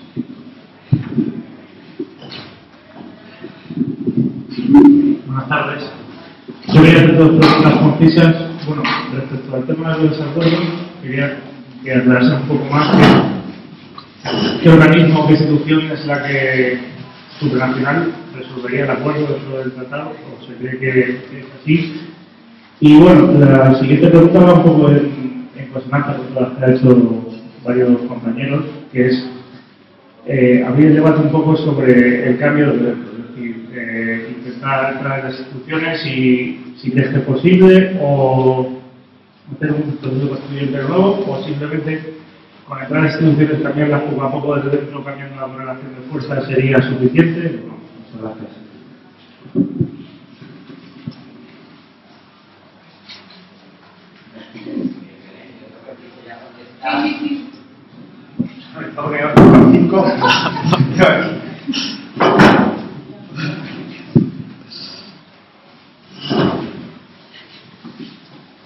Bueno, voy a intentar contestar a todo. Si me llegue aquí, imagino que hay derecho a réplica, los que haga falta. Y como no necesité unos minutos para ordenar un poco, no lo ordeno, sino que voy respondiendo más o menos a medida que han ido siendo planteadas las cosas, aunque en muchos casos habrá solapamientos, entonces al final de que no esté satisfecho desde el punto de vista no de que necesariamente concordemos, sino de que piensa que hay algún aspecto que no ha sido entendido por mí, no ha sido respondido y que se tiene que plantear de nuevo. Bueno, lo que pasa es que voy a dar vaivenes, ¿no? Porque por partir de algún lado, ¿no? Creo que no es una cuestión baladí la discusión acerca de qué significa Europa en el contexto mundial. Y en cierto modo yo diría que esta batalla en torno a las políticas de ajuste, el desmantelamiento, de conquistas, etc., en Europa es un poco la madre de todas las batallas. En el sentido de que al fin y al cabo uno viaja por América Latina, por África, etc., automáticamente aparece el referente europeo. Y no por casualidad, ¿no? Sino porque es un referente de institucionalización, un referente civilizatorio, un referente donde verdaderamente se han puesto límites considerables a la explotación capitalista y todas sus exigencias, históricamente. Por eso la cuestión de Europa no es una cuestión más, ¿no? Y de hecho, voy saltando de pregunta a pregunta porque así podría cortar un poquito. De hecho, la discusión no se encuentra con esta comunidad. De hecho, la cuestión en relación con salirse del euro, yo cambiaría el verbo, ¿no? La cuestión no es si salirse del euro. La cuestión es la ruptura de los pueblos de Europa con el corsé del euro. No es lo mismo. No es lo mismo. Y hay un elemento fundamental, muchas veces en un terreno, digamos, ideológico, pero en sentido peyorativo, en sentido propagandístico, se plantea la idea de que, bueno, salirse fuera sería el caos, rayos, truenos y relámpagos. El caos es de esto. Y es una constatación fehaciente. El caos es de esto. El caos es en Grecia, donde cuando una persona, en Grecia, un país en el que hay una tasa de desempleo superior al 25%, y cuando una persona, un trabajador, es despedido, tiene su desempleo, se le acaba, automáticamente se le saca de las prestaciones sanitarias. Y sacar de las prestaciones sanitarias quiere decir, por ejemplo, que no tiene ni siquiera derecho a cuidados paliativos y enfermedades como el cáncer. Eso es el caos. El caos no es salirse del euro, romper con el euro. El caos es el euro, como constatamos, de una manera fehaciente cada día. Y en ese sentido, cuando hablo de ruptura del euro, tenemos que meter todos los análisis en todos los elementos en el análisis, ¿no? Mirad, cuando en mayo de 2010 el presidente del gobierno español, Zapatero, viaja a Bruselas y recibe una delegación que está integrada incluso por representantes también de instituciones internacionales, etc. Bueno, lo que le dicen resumidamente es: tienes que aplicar exactamente lo contrario que aquello para lo que ha votado. Y él tenía alternativa. Tenía la alternativa de haber llegado aquí y haber dicho, bueno, Zapatero no era revolucionario, es verdad, ¿no? Por tanto, podría simplemente haber dicho, bueno, con una noción muy elemental de democracia, automáticamente pongo mi cargo a disposición al proceso electoral en curso, etc. ¿Y eso qué relevancia tiene?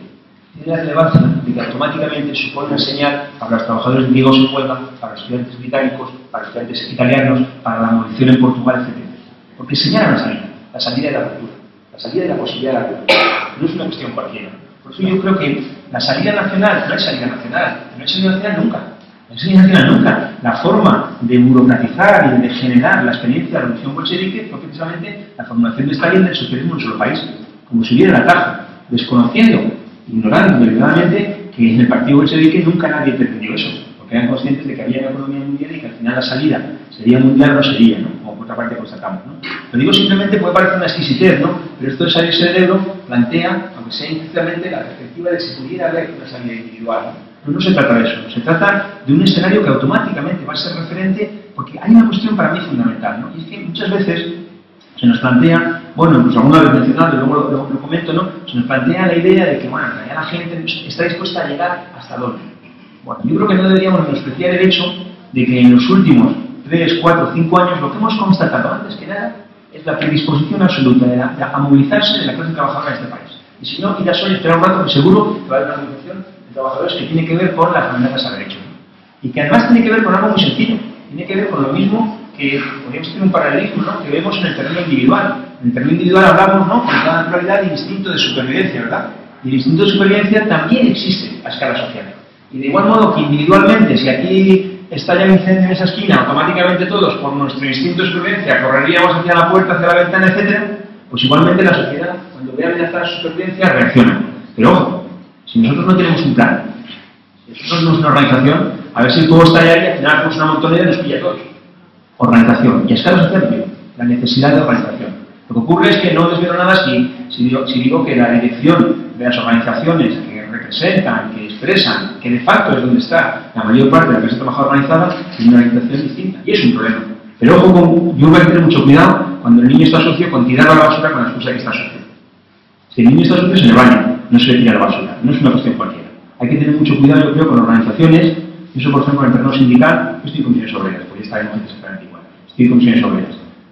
La dirección de mi sindicato está haciendo, de facto, hoy una política de apoyo a Rajoy, ¿no? Y es terrible, ¿no? Es terrible plantear, por ejemplo, una situación de negociación sobre un supuesto diálogo social que no parte como premisa la retirada de todas las medidas antisociales de los últimos años, es un disparate. ¿Y entonces qué hacemos? ¿Lo tiramos a la basura y prescindimos del hecho de que hay más de 1 millón de trabajadores organizados como tales? Es una cuestión fina, ¿no? Pero la quería mencionar porque creo que tiene relación con eso. Entonces, lo de Europa lo señalaba precisamente por eso, ¿no? Por la importancia, por la relevancia que tiene Europa desde el punto de vista de lo que le constituye como referente a escala mundial, ¿no?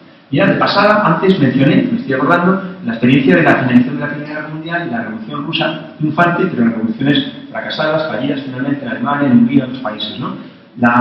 Pensar por un momento, y es un ejercicio puramente retórico, ¿no?, que hace significado si en lugar de una economía trasada, como en la rusa, con una clase obrera muy limitada, tanto en términos de magnitud como en términos organizativos, si en lugar de eso hubiera triunfado la revolución alemana.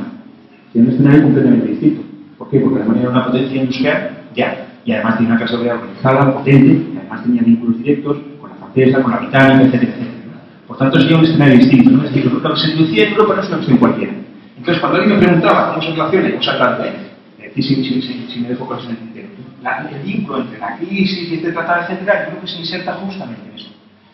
Porque muchas veces simplemente fijarnos en las fechas, fijarnos en la periodización, ya nos da una primera aproximación a la explicación, ¿no? Acta única en 1986. Es decir, desde 1951, Tratado Europeo de Comunidad Económica del Carbón y el Acero, o 1957, Tratado de Roma, Comisión Económica Europea, Comisión Europea de Energía Atómica. Desde ese momento hasta el 86, el llamado proceso de integración europeo avanzó de una forma relativamente lineal, fundamentalmente en el terreno comercial, incluso cuando se incorporó en España y Portugal en 1986, hasta entonces solo había 10 países. Hoy hablamos de 28 países y con un proceso que incorpora mucho más tarjetas comerciales. Y el cambio de velocidad se produce institucionalmente en 1986.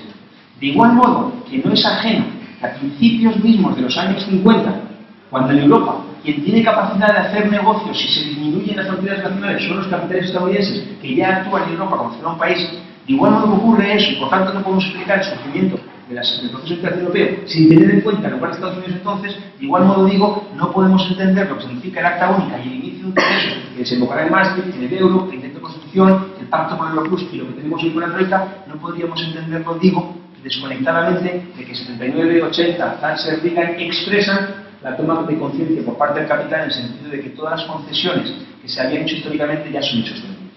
Lo cual también aporta un elemento, creo, para la discusión acerca de las reformas. Por otra parte, esto está relacionado, a ver si paso esta cara, con la cuestión de descomposición del capitalismo y cuando planteabas lo de Rusia, etc. Yo diría dos cosas. Primero, el grado de descomposición lo constatamos ya, y no hay que... Pero aquí sí podría quedarme rato dando ejemplos, por mencionar solamente uno. En España, antes de estallar la crisis, había aproximadamente en torno a 1000 muertos en accidentes laborales cada año. ¿Eso que es mucho o poco? Bueno, muchísimo claro desde el punto de vista, pero podríamos plantear que quizá tiene que ver simplemente pues, como cuando en un maratón muere uno, pero es que como corren 40 años, es que estadísticamente tocamos. Pero ¿cuál es el dato importante? El dato es que la incidencia de la siniestralidad es el triple entre trabajadores con contrato precario y trabajadores con contrato regular. Por tanto, no es una cuestión inevitable, es una cuestión que no se paga el precio por asegurar la seguridad que hoy podemos disponer en los puestos de trabajo. Y eso es un elemento de barbarie. No es exagerado hablar de barbarie, de igual modo que no es exagerado que quienes ya tienen más edad pensábamos, ¿verdad? Porque ya intuíamos, quizá deseábamos simplemente que procesos como una migración masiva, incluso de gente cualificada con billete de ida, formaban parte definitivamente de la historia pasada. Pues no, lo tenemos de nuevo sobre la mesa. O el hecho de que en España, que es un país altamente desarrollado en términos relativos en el contexto mundial, en el mes de julio y agosto haya que abrir colegios para asegurar que todos los niños en España tengan al menos una ingesta al día. Son elementos de barbarie. Por tanto, cuando hablamos de descomposición no pensemos que es algo que vendrá, es algo que ya está aquí, que muestra su cara con toda caída. Ahora, el problema yo creo es la pretensión de que puede haber algún automatismo, porque los procesos sociales no son automáticos. En 1916, una teórica marxista, Rosa Luxemburgo, formula un dilema, se vincula una frase de Engels, que es lo del socialismo barbarie.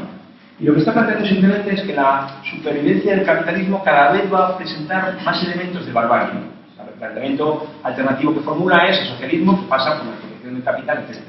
Pero es que la historia da la razón, porque si miramos los últimos 198 años, ¿qué constatamos? Lenin definía ese mismo año de 1916, decía que el imperialismo al final eran las crisis, las guerras, las revoluciones, los estallidos revolucionarios, ¿no? Pues vaya pronóstico errado, ¿eh? Que no tenemos ni crisis, ni tenemos guerras, ni tenemos estallidos. Por si alguien se ha dormido, esto sí lo digo. Y se verifica el sentido de esa afirmación, de qué puede y qué no puede dar el capitalismo, hacer combatir el capitalismo. Y esto, no hay automatismo y por tanto, de nuevo, la referencia a la organización. Sin organización independiente no hay ninguna perspectiva de salida del incendio en la metáfora que cuenta aquí o del incendio real que tenemos a escala social, ¿no? Y esto se expresa en particular en que si miramos atrás simplemente 15 o 20 años, encontramos una gran diferencia actual en el marco mundial, que es el hecho de que hace 15 o 20 años parecía, no es verdad, pero parecía en gran medida que la situación estaba relativamente contenida, que las costuras del orden imperialista a escala mundial funcionaban, que permitían contener la situación. Y hoy lo que constatamos es que estallan por todos los sitios. Porque habéis mencionado, se hablado de Venezuela, de Ecuador, ¿no? Pero podríamos hablar de Palestina, podríamos hablar de Oriente Medio en general, o podríamos hablar del propio corazón del imperio, ¿no? En Europa y también en Estados Unidos. Es un dato muy importante, ¿no? Y muestra la incapacidad, no ya de ofrecer una salida en positivo, sino ni siquiera de contener mínimamente la situación. Y constantemente estallan de forma virulenta, de forma disparatada, lo que decíais de Ucrania, ¿no? Con la responsabilidad criminal de la Unión Europea en Ucrania, haciendo de palmeros los fascistas que estaban apaleando a los militaristas que iban a la supuesta movilización revolucionaria. Y la Unión Europea financiando eso de forma directa. Y de eso es de lo que estamos hablando. Bueno, cuando la pregunta, vuelvo a ella, es interesante, lo de la crisis y este tratado. En realidad, yo creo que la crisis, digamos, que sí tiene que ser relevante, que sí tiene que supone una ajustación de la destrucción, etcétera, la destrucción económica, en gran medida porque podemos ser de la Unión Europea, una Unión Europea que de siempre ha financiado el cierre de actividades y ha montado la producción, ¿no? El mundo al revés, podríamos decir, desde el punto de vista del sentido común, pero lo que rige el funcionamiento de la economía actual es el sentido común, es la rentabilidad.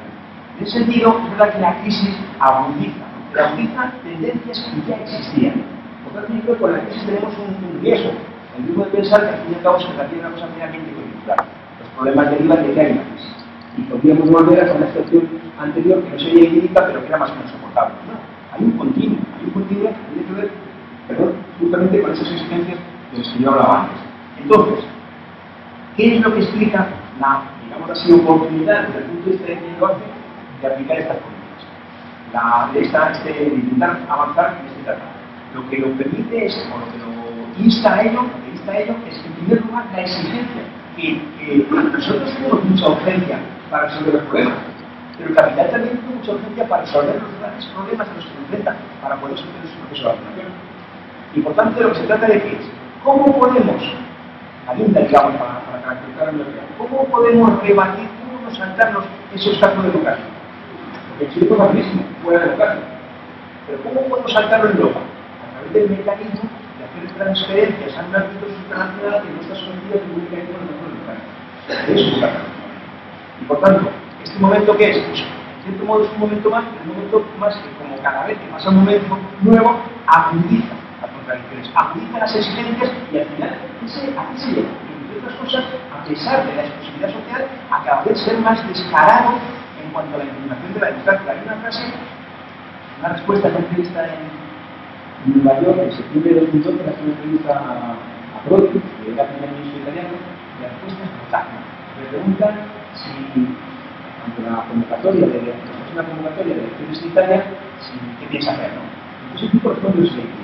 Dice, yo voy a presentar las elecciones, pero no descarto seguir siendo presidente del gobierno. La frase es brutal, ¿no? Es decir, no, si la votar es muy importante lo que se decida ahí, ¿no? No como mensaje que ya que se pone el primer ministro, ¿no? No es una cuestión cualquiera, ¿no?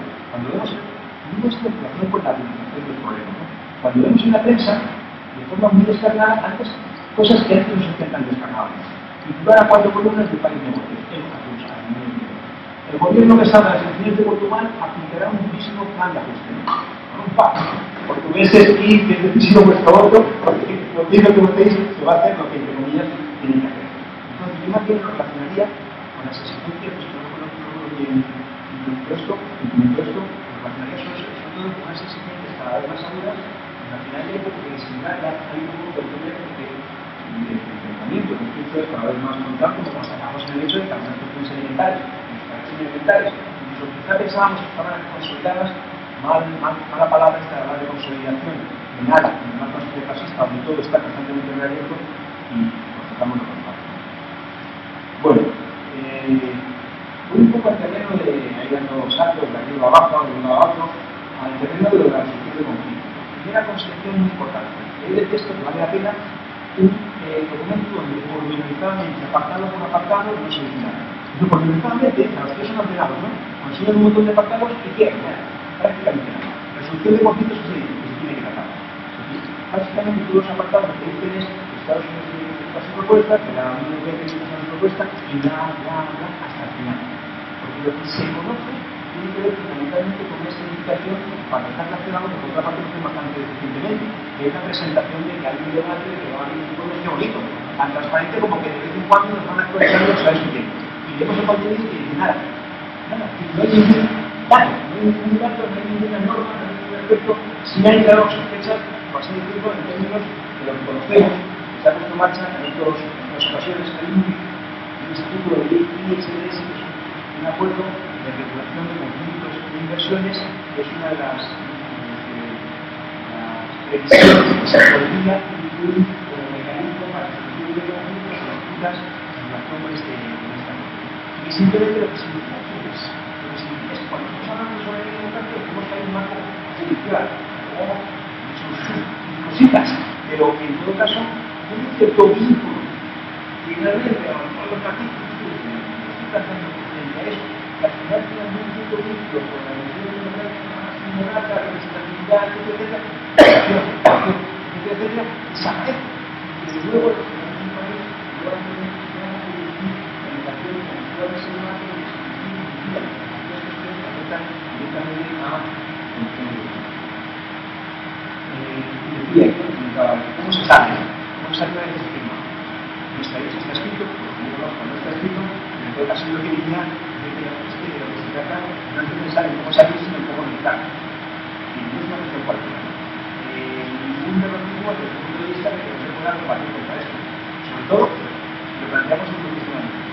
Rechazar puntos, sin condiciones. Lo rechazamos este acuerdo, este borrador, este proceso, y no responde de su forma, de su contenido, a las necesidades de nuestra plataforma. Desde el punto de vista más fácil para la discusión. Bueno,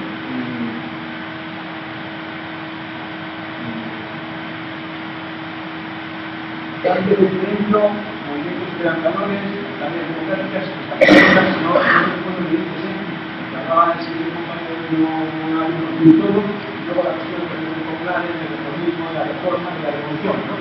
Ya, las cosas artificiales que ya están, todo junto. Bueno, por partes. Una cuestión de origen política de la periodista de las reformas. ¿Qué son las reformas? Lo contrario de lo que pone en marcha el Fondo Monetario Internacional son contrarreformas. No propongo hoy en lista que cuando hay una reforma se pone con vieja porque no es lo simplemente tenemos que saber que si se llaman reformas pasa lo mismo algo parecido con lo que llamamos austeridad. No se austeridad, porque históricamente las reformas es una formulación que surge del movimiento obrero para señalar que en el marco de la economía capitalista se pueden imponer, se pueden abarcar estas reformas que implican la economía. Segunda, hay a partir de ahí una lectura política, porque cuando hay una lectura política, una lectura política es el reformismo. Ya se puede pensar que el reformismo y el reformismo son lo mismo, pero no lo son. Una cosa son las reformas, y otra cosa es el reformismo. El reformismo lo que defiende es que se pueden resolver los problemas a través de sus reformas. En esta posición, en el mismo cuadro, el marxismo lo que decimos es que lo necesario es la ruptura. Las reformas, ocupan o pueden ocupar el lugar bienvenido sea y que además sea la misma para nosotros. La movilización independiente, amplia, abundante, etc. Entonces, aún más, porque muchas veces se habla de reformismo, el tema es que lo que constatamos es que la reforma local y sería la cuadratura del ciclo o el disparate de toda la iglesia moderna. Es un reformismo sin necesitar reformas. Porque para los reformistas podemos decir que estamos de acuerdo en necesitar reformas, que las añaden todas. Que sea un derecho establecido como tal para que todo el mundo con independencia de su vida. Entonces, no podemos sin reformas, es lo peor de la casa. Tenemos que tener cierto componente de reivindicación de las ciencias conquistas y encima nos embarcamos en eso que antes con el socialismo de los años 30. La reforma sea legitimador y la promoción de esta forma de tomar el desarrollo histórico de la democracia y de inclusión por 4 de agosto de 2014. El Parlamento alemán y a la Universidad de la producción más modelo que no vincularse a la producción efectiva en una perspectiva soberanista, nacionalista, la solidaridad francesa hace un libro que se rompe. Si finaliza la alineación de la Segunda Internacional, los años después, no se reclaman, se rompe, tanto ahí pues a la producción. Entonces, en ese marco, la visión de la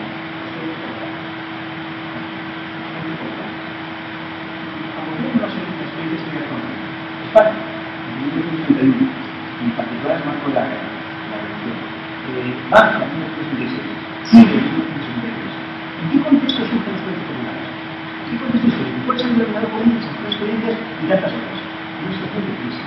No de crisis económica de que el producto crezca no se termine, no, crisis económica, crisis de clase, una crisis en la que la capacidad de la clase dominante de contener el conflicto está muy dividida, donde se planea realmente una perspectiva rupturista, revolucionaria. ¿Qué es lo que pasa en España? En España hay un golpe de Estado, el 18 de junio, y la respuesta por la revolución.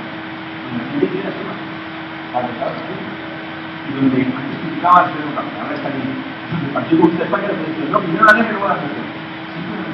Siempre no pago la deuda al final. Hay de partidos, hay partidos ahí que dicen muchísimos militares son yo hablo de las elecciones y la elección de la... Y el caso de Chile, no sé qué está pasando en Chile, no tiene que los 70, 73, sin manos, ¿no? Lo que está incubando en Chile es una situación verdaderamente excesiva, verdaderamente revolucionaria. Hay autores que plantean que en el periodo electoral había manifestaciones de cerca de trabajadores en la población del país entero era de 10 millones. Si eso no es planteando consumidas como poder comprar, etc. ¿no? La mayoría de ejemplos de nacionalización de fábricas, de tomas masivas de fábricas. En ese contexto, cuando el imperialismo y la burguesía china viene clarísimo, un mecanismo que pone en marcha. Y cuando en ese contexto, la orientación de un sector de partido cristiano y del partido comunista, ¿cuál es? Vamos a intentar traer a la democracia cristiana, vamos a frenar todas las reformas que han sido de esta forma poner una alfombra perfecta al fascismo, al imperialismo, a la raza. Esas son las experiencias de los populares. No son en cualquier momento. Es en el momento en el que está cuestionada la propia mantenimiento del régimen de explotación, de la llamada, que surge poniendo en causa la posibilidad que pueden verdaderamente los imperialistas en ese momento abrirse en el positivo. La salida positivo, ¿por qué pasa? La unidad de independencia. No por la independencia, no por la independencia y queremos hablar de Cataluña. ¿Por qué hablo de independencia? Precisamente para señalar no compromiso. Porque tiene un compromiso, demuestra que tiene un compromiso el PP chileno y la dirección del PP chileno cuando dice democracia cristiana y preservemos el orden. Además es un grado de energía terrible. Con ese sentido es un caso con el espíritu popular, con la experiencia histórica. Pero claro, esto quizás pueda parecer que me lleva a la discusión maximalista. Como si yo os quiero vender aquí una campaña de defensa de la enseñanza que lo que plantea es que estamos en condiciones de hacerla así, a ver cómo se nos haga todo. Que si no lo hacemos tiene que ver con nosotros, tiene que ver con nuestras elecciones. Es decir, que nada de maximalismo. Y yo lo que planteo es lo más elemental. Aquello que yo creo que nadie puede negarse a afirmar, nadie puede negarse a afirmar que se debe al 11, que cuestiona severamente el derecho a la enseñanza. Pero no es maximalismo. Lo que sí digo es que, mientras tanto, la mayoría puede haber un pero, mientras tanto, vamos que hay procesos que se impulsan, que se financian directamente, que ¿qué función tiene? La de ser un tapón. ¿Un tapón para qué? Un tapón para bloquear la posibilidad real de ganar el poder. Ese es para mí el debate. Entonces, la revolución tal, no es lo que está en la sabiduría, ¿no? La discusión no es revolución, no es como cuando yo era chaval, me acuerdo de la facultad, había una gente que decía que contra la subida de tasas de dictadura del proletariado. Invitar a la gente de 18 años que llegaba ahí a una asamblea, pues, y que era posiblemente una forma de destrozar por el otro lado. Las subida de tasas que, pues la memoria en esa mayor parte de los estudiantes que están amenazados en las sociedades de seguir los estudios, pues son las tasas, producen las becas, en un sentido gigantesco, que no tienen, etcétera, y por tanto tienen impuestos profundos en partidos. Cuando yo veo asamblea de estudiantes en mi facultad, yo hablo muy poco, yo veo hay un poco que me está llegando a quienes tienen que estar ahí, que estoy seguro que participan en sus barrios, en otros ámbitos, y estoy seguro de no es un discurso. Por eso, claro que discurso de revolución, sin duda, ¿no? Si yo tengo clarísimo, digo, el parte del capitalismo es el resto. Y por tanto, hay que tomar el poder, no caso de el ejemplo ya lo he dicho. ¿Y qué? Lo que importa es mientras tanto. Lo que importa es qué medidas, qué consignas nos damos mientras tanto para que la organización no sea una organización más. No sea una organización cooptable. Que dice una muy sencilla. Reivindicaciones incondicionalmente. Y no puede ser incondicionalmente, que estamos la más larga, no está bien aquí. Viene a decir que si ponemos condiciones ya nos debe ser restricto con la reivindicación.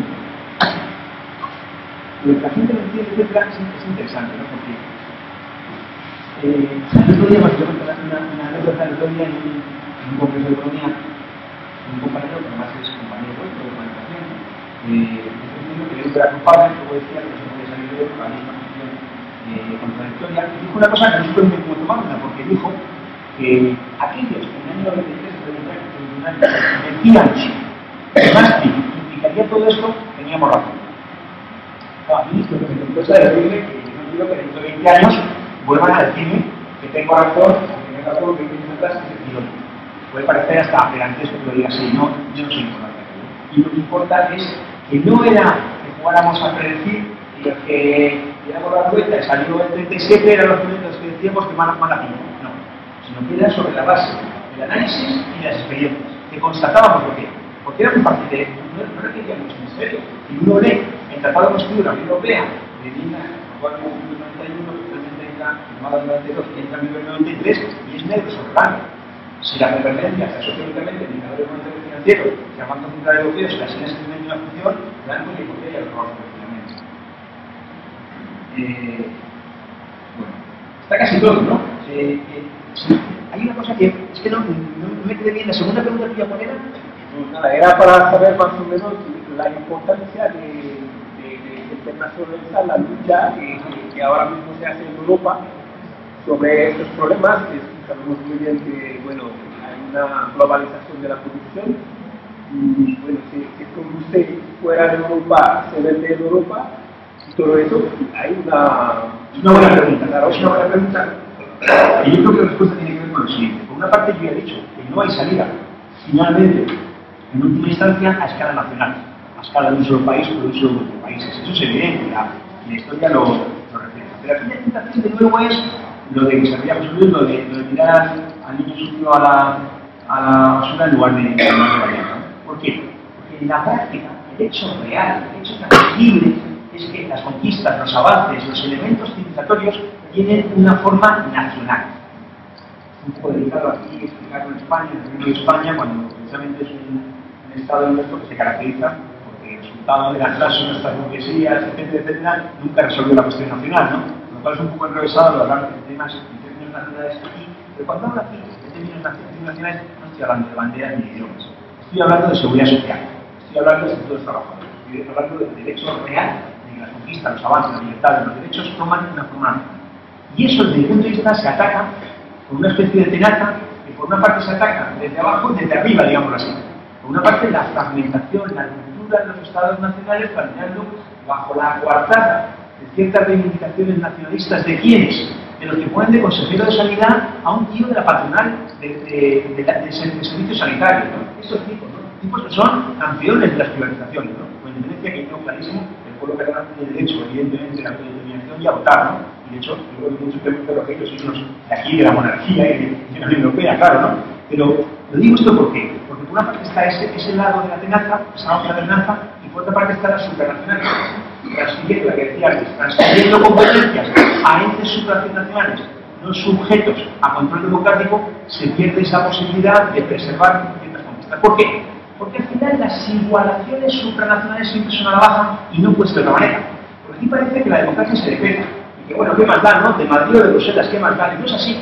Porque las democracias son, o los avances democráticos son resultado de procesos históricos, profundos, largos, complejos, no digo un poco más, pero real, con un montón de muertos, de torturados, de detenidos, de exiliados en el proceso. Así que esto pasa como cuando uno hace una mudanza y llega a la nueva casa y le faltan cosas. Si pensamos que simplemente una mudanza de Madrid a Bruselas, nos van a faltar cosas, las más valiosas. ¿Por qué digo esto en la observación de los planteas? La solidaridad internacionalista. El domingo pasado hizo 150 aniversario, 150 años de la construcción de la Asociación Internacional de Trabajadores, la Comunidad Internacional. A los trabajadores con conciencia de clase nadie les puede dar ninguna lección de internacionalismo. Nadie. Las ONGs surgen muchas décadas después al amparo de la relación social de la Iglesia, para conciliar, para eludir el conflicto. Así que el internacionalismo no nos puede dar a nadie ninguna lección, digamos así, un poco divino, pero entendéis que en el sentido en que lo digo, ¿no? ¿Por qué digo esto? Lo digo porque claro que la referencia, está bien lo que señalas, sin duda, la referencia internacional. Un ejemplo palmario, Palestina, ¿no? No es una cuestión cualquiera. Palestina es precisamente uno de los elementos que muestra la dificultad del imperialismo de contener el orden, la imposibilidad de que esas viejas posturas sigan aguantando la presión social, ¿no? Cuando las propias manos palestinas superan a su gobierno, que está proponiendo negociar con Israel, que se mantiene en esa ficción de dos supuestos estados. ¿Cómo de dos estados? Un solo estado con todos los derechos para toda la población con independencia de su religión, de su idioma y todo. Esa es la consigna que ofrece una perspectiva de salida. Entonces, tienes razón, toda la razón, pero digamos que como la realidad es contradictoria, porque nosotros en el papelito, en la teoría, podemos hacer columnas y filas perfectamente ordenadas, ¿no? Hay una Excel, no sé qué, el tamaño de letra. La realidad no, la realidad es más conflictiva, más contradictoria. Y por una parte, por decirlo de una manera teórica, la ley del valor, el regulador, el determinante de la economía capitalista, opera ya a escala mundial, pero simultáneamente, ¿cuál es el ámbito en el que se ponen límites? Límites que preservan ciertos derechos, el ámbito nacional. Por eso, la respuesta es, digamos así, dialéctica, porque la realidad lo es. Pero recojo lo que tú dices, sin duda, pero también planteo esa cuestión. Y aquí hay un aspecto que no me acordaba, era cuando hablabas de movimientos sociales. Yo quiero decir una cosa sobre esto, ¿no? Creo que es un tema delicado, y por eso vale más la pena debatir, ¿no? Porque estamos todos de acuerdo, pues solo nos falta ya las palmaditas y regato con cerveza. Creo que es un elemento de estudio interesante. Los movimientos democráticos son muy importantes. En este país se desarrolló lo que yo calificaría, por así decirlo, de un potentísimo movimiento democrático contra la guerra en 2003 que triunfó finalmente. Triunfó tardíamente, a través de un proceso electoral, se echó. No de hablar, ¿no? Que no se ha marchado, que le hemos echado. Ya presentado otro. Y es importante, los movimientos democráticos son importantes porque pueden efectivamente parar agresiones, pero no pueden resolver finalmente los problemas. Entonces, yo creo que esto es importante. ¿Podría una movilización democrática amplia parar la firma de este tratado? Sin duda. De eso se trata. Pero a la vez, cuando os ponéis, habéis sido vosotros, cuando yo un poco al principio, trascendentales en el sentido de ir más allá de aspectos puntuales, y hablamos de salidas con mayúsculas, por así decirlo, ojo, al final los movimientos democráticos tienen una posición inevitablemente limitada. No se me explica. Porque no ponen, ni podrían poner el foco en las llagas de verdaderamente poder, que tiene que ver con la explotación. No es una cuestión cualquiera, colateral, sino que es una cuestión central, ¿no? Y no significa menospreciar otra, por supuesto que no. Pero sí significa que intento, muy práctico, bueno, pues en mi posición, ¿no?, de poner en el centro lo que está en el centro. No sé si, yo creo que he respondido a todo, casi todo, ¿no? Pero